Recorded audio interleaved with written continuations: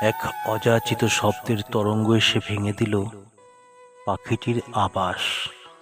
হঠাৎ নির্মম, অপ্রস্তুত, সবকিছু বিশৃঙ্খল।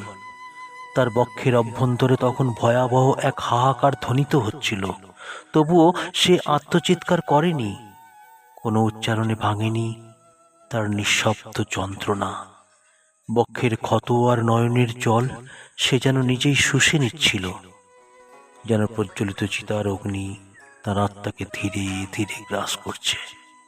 চিতার পার্শ্বে উপবেশন করে বিস্মিত নিষ্পলক চোখে পাখিটি দৃষ্টিপাত করেছিল। সে যেন তারই প্রজ্বলিত হৃৎপিণ্ডের দহন দেখছিল নিঃশব্দে। অন্তিমে যখন সবকিছু স্তব্ধ হয়ে গেল, তার হস্তে রইল না অস্থির সারাংশটুকু। শূন্যতা, কেবল শূন্যতা। সম্ভবত সবকিছুই এরূপ ক্ষণস্থায়ী। ভগ্ন নীড়ের চিহ্ন এখনো সর্বত্র ছড়িয়ে আছে, অস্তিত্বের ভগ্নাংশের ন্যায়। কিন্তু পাখির ভালোবাসার যে নীড়, সেটাই শুধু, আর কোথাও নেই।